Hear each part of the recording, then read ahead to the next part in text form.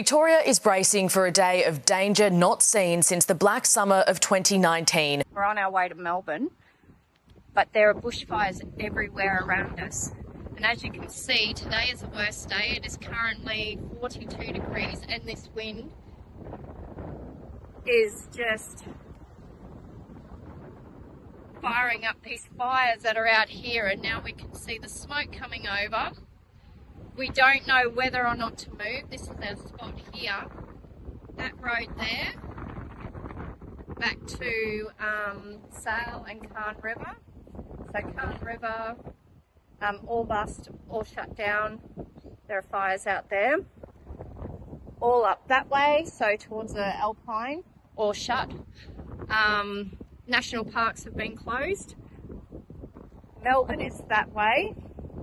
Now, there are a couple of fires that have started, and that is pretty much our only way out of here.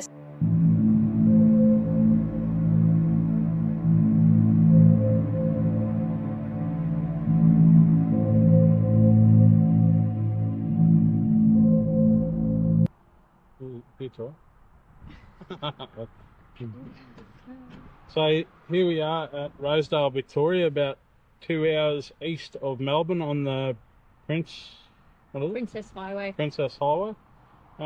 We stopped here. It's a little free camp just on the outside of town. Pulled in here last night, only intending to stay the one night. It's a 48-hour camp. It's quite nice. Just before, one of the locals rocked up and stopped in here, and he was chatting to Sam, and he was given his turn of events about what happens here in Victoria and the community. He actually lives about 20 minutes east from here in a little town just outside of Sale, and he said this is some of the worst fires that he's experienced in the time that he spent here. So yeah, it's a little bit confronting when a local says something like that. You know, it's some of the worst fires that they've ever seen in their 30-40 years of being here. So we're obviously Queenslanders, and we are most definitely not used to seeing this sort of stuff. This is our first time of experiencing Victoria bushfires. We've all seen them on the news. We've all, felt heartfelt for all the people that lost their homes and lives, and all the animals getting killed and everything like that. You know, people lose not just their homes, their family, their livelihoods. And it's been one of those things that we always watched on the news, but being here and experiencing it is something else. Like, you can feel the heat off the fire. And the wind today has just unbelievable. Yeah, absolutely. And it's this dry heat, but it's this sense of waiting and not knowing what to do. And you can't predict what fire is going to do next. Hey, yeah. Like, it's actually quite scary. Yeah. But if you are down this area and you do get caught out, download the Vic app. Vic emergency app. Yeah. We've been keeping an eye on that pretty much every half an hour. We have, prepared ourselves with plenty of water. We've got a shelter to go to if needed. We do have a plan. We've got batteries for our torch. We've got our phones fully charged. So we have prepared ourselves that, touch wood, if something does happen, we've got steps in place to make sure that we are going to be safe. So yeah, we weren't at all prepared for the Victorian bushfires. And yeah, what a confronting thing it is, isn't it?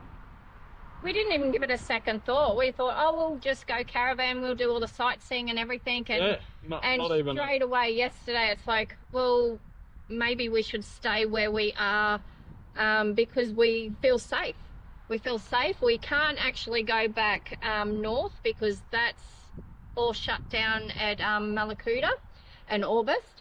We can't go north because we've got fires and roads cut off that way.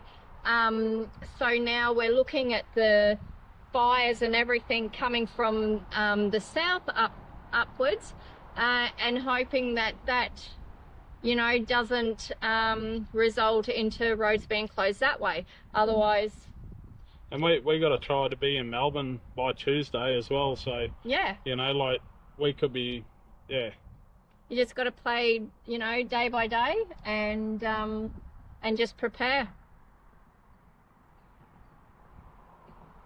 So just packing up everything just in case we do need to do a quick dash out of here. Power bank's on charge. Torch is on charge. We've got spare batteries. We've got plenty of water, plenty of food. I'm just packing up everything just in case.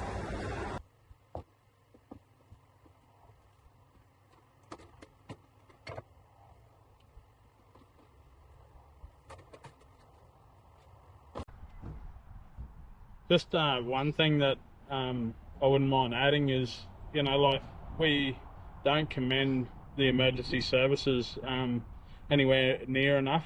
You know, like, we just jumped on the app there before, and they've actually got the one closest to us under control now.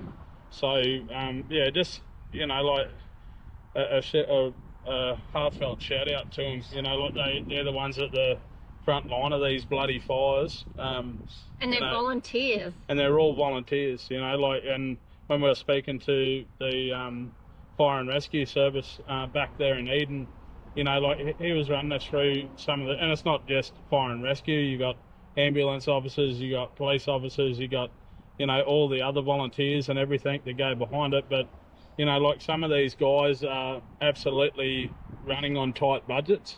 You know, like, they get sort of the hand-me-downs of, you know, chainsaws and tools and all that, and we don't commend them enough for the efforts that they actually go to with the bare minimum of what they have. You know, like, it's and a lot of the funding that the RFS do get is from the community fundraising to provide simple things like extended hoses or an extra chainsaw for the services that they provide to save these towns. Yep.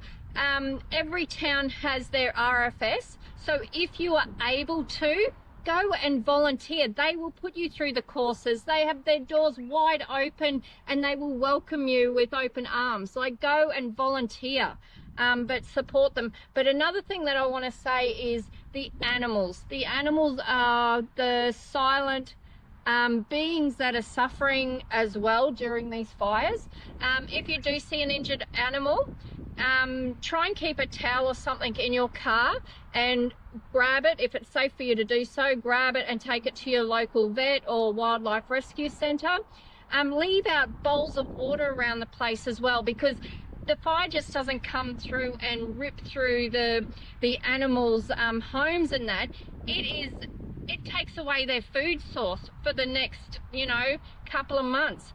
So if you can, keep an eye out for injured wildlife, because they're the ones that need our help to, you know, for their survival.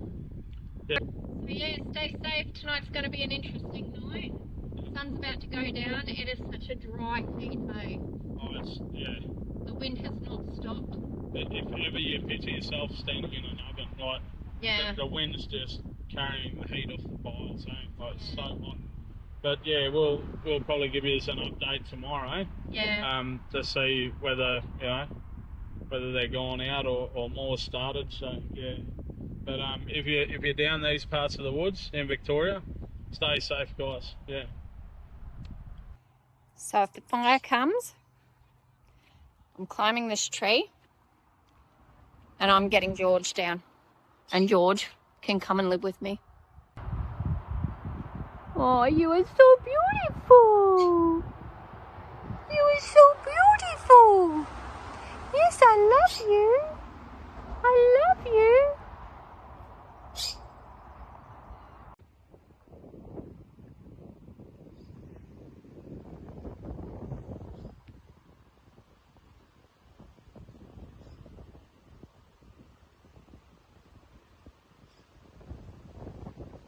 Where we'll sit if the storm comes.